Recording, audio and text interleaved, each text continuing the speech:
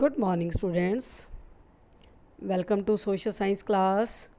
Dear students, today we are going to start another new chapter from your social science book, chapter number 19, and the name of the chapter is The Union Government, the Executive. Second organ है government का. First organ हमने lesson 18 में study कर लिया था, the legislature. Okay, we all knows that government have three main organs: the legislature, second organ है the executive, और third organ है the judiciary. ओके, इस चैप्टर के अंदर हम क्या पढ़ने वाले हैं? एग्जीक्यूटिव. एग्जीक्यूटिव में मेन रोल किसका होता है बेटा? Executive comprises with prime minister, council of ministers and president. So in this chapter we will discuss about their formation, about their qualifications and about their powers. So let's start the topic. Every government has three organs. Okay, they are legislature, executive and judiciary. You have read about the union legislature in the previous chapter. Now we shall study about the union executive in this chapter. Executive means this is the organ of the government which enforces laws made by the legislature, execute them or runs the administration of the country. तो legislature का main role क्या होता है? To make laws. Okay, legislature कानून बनाती है और execute कौन करता है इनको? एग्जीक्यूटिव. जो गवर्नमेंट का सेकंड ऑर्गन है एग्जीक्यूटिव, वो क्या करती है? एनफोर्सेस लॉ, कानूनों को लागू करती है. जो लेजिस्लेचर बनाती है, एग्जीक्यूट देम और runs the administration of the country. तो पूरे कंट्री का जो एडमिनिस्ट्रेशन है उसको रन करती है executive. The constitution of India provides for a parliamentary form of government. तो हमारे देश का जो गवर्नमेंट का सिस्टम है, ठीक है, अभी तो हमने गवर्नमेंट के ऑर्गन को डिस्कस किया है, तो ये जो फॉर्मेशन है गवर्नमेंट की, उसको क्या नाम दिया गया है? Parliamentary form of government. तो क्योंकि पार्लियामेंट होता है, मेन होल्ड किसका है? पार्लियामेंट का, जिसमें लेजिस्लेचर आ जाती है. एग्जीक्यूटिव तो जस्ट एग्जीक्यूट करती है, एडमिनिस्ट्रेशन को रन करती है, बट कानून किसके द्वारा बनाए जाते हैं? पार्लियामेंट के टू हाउसेस के द्वारा, लोकसभा और राज्यसभा के द्वारा. So there are two types of executives. तो टू टाइप्स की एग्जीक्यूटिव होती है. पहली होती है नॉमिनल एग्जीक्यूटिव और दूसरी है real executive. Since India is a republic, the head of the Indian state is elected president. India देखो 1950 में क्या बना था? रिपब्लिक, यानी कि इसका अपना एक प्रेजिडेंट था. जो प्रेसिडेंट पहले गवर्नर जनरल थे, वो गवर्नर जनरल को उसकी जो पोस्ट थी उसको ख़त्म करके क्या पोस्ट बनाई गई? प्रेसिडेंट की. तो 1950 में फर्स्ट जो है प्रेसिडेंट इंडिया का इलेक्ट होता है, इसलिए इसको रिपब्लिक नाम दे दिया गया. तो ये head of the Indian state. Indian state क्यों बोला गया है? क्योंकि जो स्टेट के मेंबर्स हैं वो भी पार्टिसिपेट करते हैं प्रेसिडेंट के इलेक्शन में, इसलिए प्रेसिडेंट किसका हेड होता है? पूरे कंट्री के जो स्टेट्स हैं उनका हेड होता है. शी और he is wasted with all executive powers. उसके पास सारी एग्जीक्यूटिव पावर्स भी हैं, लेजिस्लेटिव पावर्स भी हैं प्रेसिडेंट के पास. तो बहुत सारी पावर्स जो हैं उसमें वेस्ट होती हैं, but they are all exercised. But ये सारी पावर्स तभी एक्सरसाइज करता है, यूज़ कर सकता है प्रेसिडेंट किसकी सजेशन से? Union council of minister. और उनका हेड कौन होता है? Real head prime minister. So the real executive is the prime minister and their council of ministers.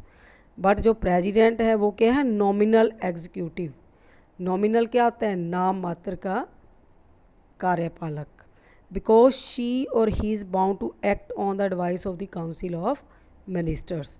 क्योंकि वो काउंसिल ऑफ मिनिस्टर्स हैं, प्राइम मिनिस्टर हैं, उनकी एडवाइस से ही कार्य करता है। If the president does not wish to accept any advice, मान लो किसी हालत में प्रेजिडेंट एडवाइस नहीं मानता काउंसिल ऑफ मिनिस्टर्स की या प्राइम मिनिस्टर की, तो शी और he may send it back to the council of ministers. तो वो जो एडवाइस है वो वापस किसको सेंड कर देता है, काउंसिल ऑफ मिनिस्टर्स को, फॉर रिकन्सिडरेशन, यानी कि उसके ऊपर दोबारा सोचने के लिए, उसको कंसीडर करने के लिए। But if the same advice, अगर फिर दोबारा वही एडवाइस काउंसिल ऑफ मिनिस्टर्स या प्राइम मिनिस्टर वापस जो है प्रेसिडेंट के पास भेज देते हैं, then president is bound to accept it, तब प्रेसिडेंट को एक्सेप्ट करना ही पड़ता है वो एडवाइस। डू यू नो में देखो, president of India is called the head of the state, important है ये 1 मार्क के लिए। हेड ऑफ द स्टेट कौन होता है, प्रेसिडेंट, और हेड ऑफ द गवर्नमेंट कौन होता है, prime minister. You have read in the previous class that the executive at the state level comprises of the governor. 7th class में आपने study किया था इसके बारे में, स्टेट गवर्नमेंट के बारे में। तो स्टेट गवर्नमेंट में भी सेम फंक्शंस रहते हैं, ठीक है। एग्जीक्यूटिव जो स्टेट लेवल की है उसमें गवर्नर रहता है, चीफ मिनिस्टर रहता है और काउंसिल ऑफ मिनिस्टर्स। और सेम यूनियन एग्जीक्यूटिव में नेशनल और central level comprises to the president, prime minister और काउंसिल मिनिस्टर्स। तो जो सेंट्रल गवर्नमेंट है, यूनियन एग्जीक्यूटिव है, उसके अंदर प्रेसिडेंट, प्राइम मिनिस्टर और काउंसिल ऑफ मिनिस्टर्स का रोल रहता है। और in this chapter we will study about the union executive. तो हम इन तीनों के बारे में इस चैप्टर के अंदर स्टडी करने वाले हैं। कौन से 3 टॉपिक्स हैं, प्रेसिडेंट, प्राइम मिनिस्टर और काउंसिल ऑफ मिनिस्टर्स। तो फर्स्ट टॉपिक है हमारा president, the president. Qualifications for the office. A candidate for the office of the president of India must be a citizen of India. तो क्या qualification रहती है president के लिए, कि अगर कोई व्यक्ति प्रेसिडेंट बनना चाहता है देश का, तो उस कैंडिडेट का सबसे पहली कंडीशन क्या है कि वो इंडियन सिटीज़न होना चाहिए and completed 35 years of age. She और he should be qualified to be a member of the Lok Sabha. तो लोकसभा का मेंबर बनने की उसमें क्वालिफिकेशन होनी चाहिए, काबिलियत होनी चाहिए। Should not hold any office, ठीक है, वो किसी भी प्रॉफिट वाले ऑफिस को होल्ड ना करता हो, यानी कि कोई भी अगर वो जॉब कर रहा है तो इलेक्शन के लिए अगर उसने नॉमिनेट करना है अपने आप को तो उसको रिज़ाइन करना पड़ता है, यानी किसी भी लाभ के पद पर नहीं हो सकता जब वो इलेक्शन लड़ रहा है, ठीक है। तो गवर्नमेंट का किसी भी लेवल के अंदर किसी भी ऑफिस या किसी भी जॉब में नहीं होना चाहिए, उसको रिज़ाइन करना पड़ता है, तब जाकर वो इलेक्शन प्रेसिडेंट के लिए लड़ सकता है। नोट करेंगे यहाँ पर हम, फर्स्ट प्रेसिडेंट कौन है इंडिया के, डॉक्टर राजेंद्र प्रसाद थे, और इनका टाइम पीरियड है 1950 से लेकर 1962। 12 ईयर्स तक प्रेसिडेंट रहे हैं हमारे देश के डॉक्टर राजेंद्र प्रसाद, ठीक है। तो टेन्योर क्या होता है, टाइम पीरियड, भी कितने टाइम के लिए प्रेसिडेंट जो है चुना जाता है, अवधि, समय अवधि। President of India hold the office for a 5 years term. 5 साल के लिए अपने पद पर रहते हैं president, and can be re-elected, दोबारा भी इनका इलेक्शन हो सकता है। Doctor Rajendra Prasad first president जो थे फ्री इंडिया के, only president to have been re-elected for a second term, और so he continue to be office in from 1950 to 1962। Next है इलेक्शंस ऑफ द प्रेसिडेंट।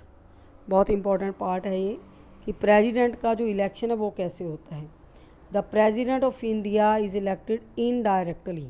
सबसे main point क्या है कि president का इलेक्शन इनडायरेक्टली होता है। इनडायरेक्टली मीन्स कि जो लोग जिन मेंबर्स को चुनते हैं, जिन रिप्रेजेंटेटिव्स को चुनते हैं, वो रिप्रेजेंटेटिव मिलकर प्रेसिडेंट को इलेक्ट करते हैं। तो इसलिए इनडायरेक्ट इलेक्शन होता है प्रेसिडेंट का, डायरेक्ट पीपल्स द्वारा इलेक्टेड नहीं होता। और इनडायरेक्टली किनके द्वारा, electoral college consisting of only the elected members of Lok Sabha, Rajya Sabha, और थर्ड है legislative assembly of the states.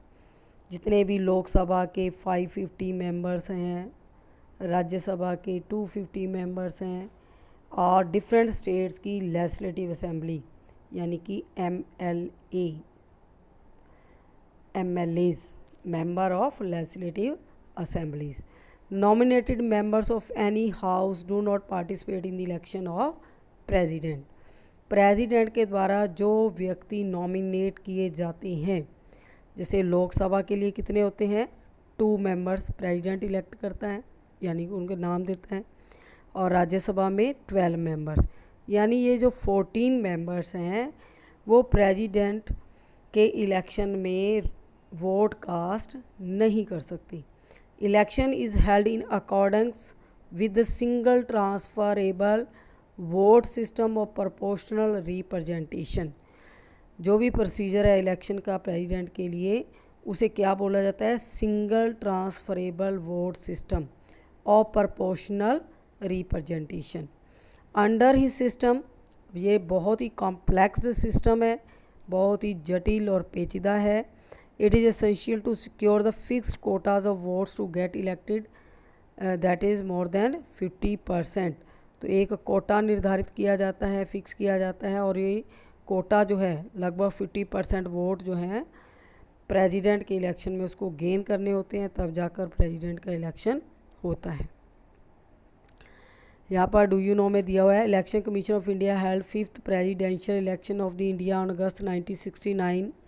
Election commission क्या कराता है, 5th प्रेसिडेंशियल इलेक्शन देश के अंदर 1969 में।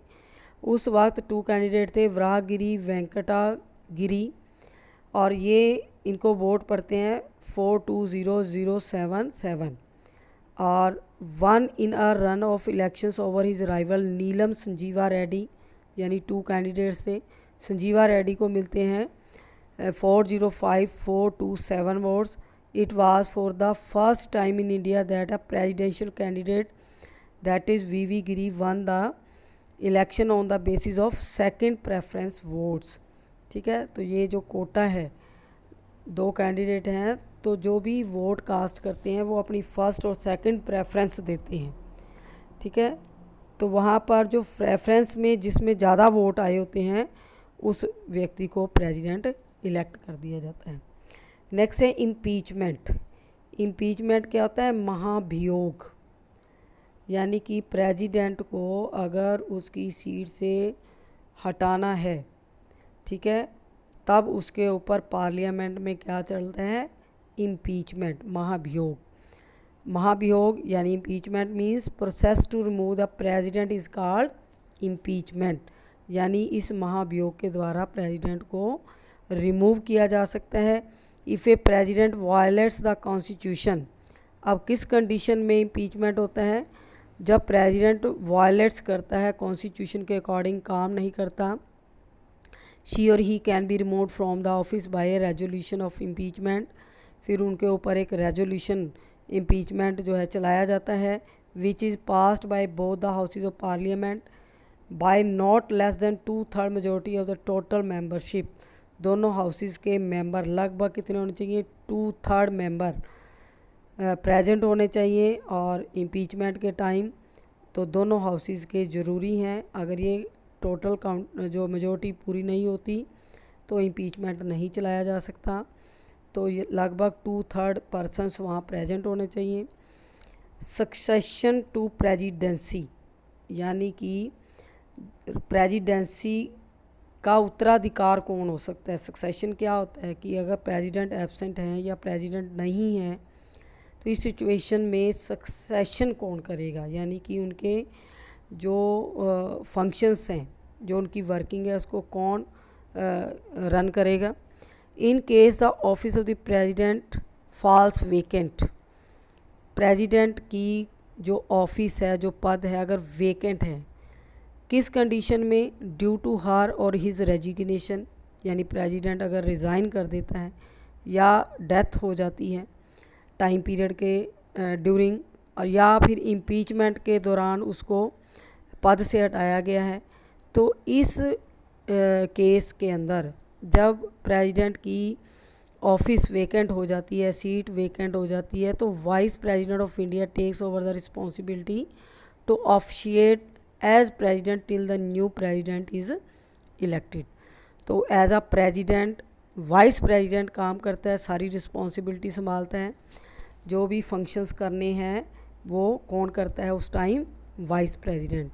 जब तक नया प्रेसिडेंट इलेक्ट नहीं हो जाता वो ऑफिस के अंदर यानी उस पद पर वो काम वाइस प्रेसिडेंट करता है। Elections must be held with in 6 months, और 6 मंथ्स के अंदर अंदर इलेक्शन करवाने ज़रूरी हैं अकॉर्डिंग टू कॉन्स्टिट्यूशन, ताकि जो प्रेसिडेंट की सीट वेकेंट है उसको फिल किया जा सके। डू यू नो में if the office of the vice president also falls vacant when there is a vacancy already existing at the president office, then the Chief Justice of India takes over officiating President of India till a new president is elected। तो यहाँ पर क्या बताया गया है कि मान लो president की जो है सीट वेकेंट है तब वाइस प्रेसिडेंट काम करता है, और मान लो वाइस प्रेसिडेंट ही ना हो तब कौन हैंडल करता है, कौन कंट्रोल करता है, चीफ जस्टिस ऑफ इंडिया जो सुप्रीम कोर्ट का जज होता है वो एज अ प्रेसिडेंट ऑफिशिएट करता है, यानी कि ऑफिस के कार्य करता है। नेक्स्ट जो है एक्टिविटी, ये सारा प्रोसीजर बताया हुआ है election of the president of India. तो यहाँ प्रपोर्शंस दिए हुए हैं, अलग अलग फार्मूलाज दिए हुए हैं जिनके अकॉर्डिंग जो है जो वोटिंग है वो होती है। नेक्स्ट है एमोलूमेंट्स और इम्यूनिटीज़। एमोलूमेंट्स क्या होता है, एज अ सैलरी, सैलरी की सेंस में कह सकते हैं कि उनको जो भत्ते दिए जाते हैं, वेजेस दिए जाते हैं प्रेसिडेंट को, या उनकी जो प्रोटेक्शन के लिए उनको कंट्री पेड करता है वो क्या होती है। इम्यूनिटीज़ क्या होती हैं, प्रोटेक्शन, जो उनको सिक्योरिटी दी जाती है, उनके ऊपर जो खर्चा आता है, जो उनका रेजिडेंस होता है, तो ये सारी चीज़ें आ जाती हैं एमोलूमेंट्स और इम्यूनिटीज़ के अंदर। The president of India draws a monthly salary of RS 5 lakh और सम अलाउंसेस। ठीक है, सैलरी कितनी होती है प्रेसिडेंट की, 5 लाख और कुछ भत्ते भी दिए जाते हैं। शी और he is entitled to a free furnished residence, उसको एक रेजिडेंस भी मिलता है। हर और हिज ऑफिशियल रेजिडेंस, अब उसका जो रेजिडेंस है वो क्या होता है, राष्ट्रपति भवन जो न्यू दिल्ली में है, वहीं पर ही राष्ट्रपति जो प्रेजेंट राष्ट्रपति होते हैं वो रहते हैं। After retirement the president is entitled to a pensions for ₹1.5 lakh per month throughout the life. ठीक है, रिटायरमेंट के बाद आफ्टर 5 ईयर्स जब वो रिटायर हो जाते हैं तो उनको 1.5 लाख रुपया यानी कि 1.5 लाख जो है पेंशन के रूप में मिलते हैं सारी ज़िंदगी। बिसाइड शी और he gets a free residence भी फ्री मिलता है। तो राष्ट्रपति भवन की बजाय वो दूसरे जो है घर में शिफ्ट हो जाते हैं। एस्टैब्लिशमेंट चार्जेस भी मिलते हैं उनको, यानी कि जो रेनोवेशन करवाई जाती है उनके घर की, जो भी उसका मैनेजमेंट है, फ्री मेडिकल ट्रीटमेंट है, मोबाइल फ़ोन, इंटरनेट, तो ये फैसिलिटीज़ आफ्टर जो है ऑफिस यानी रिटायरमेंट के बाद भी उनको मिलता है। ठीक है, ये फोरकोर्ट ऑफ राष्ट्रपति भवन है, ये बिल्डिंग जो दिखाई गई है ये प्रेसिडेंट हाउस बोल सकते हैं इसको। मुग़ल गार्डन है राष्ट्रपति भवन, यानी जो बाग बगीचा है उसका नाम है मुग़ल गार्डन, राष्ट्रपति भवन के अंदर ही है ये। नेक्स्ट टॉपिक हम नेक्स्ट वीडियो में डिस्कस करेंगे। Till then good bye.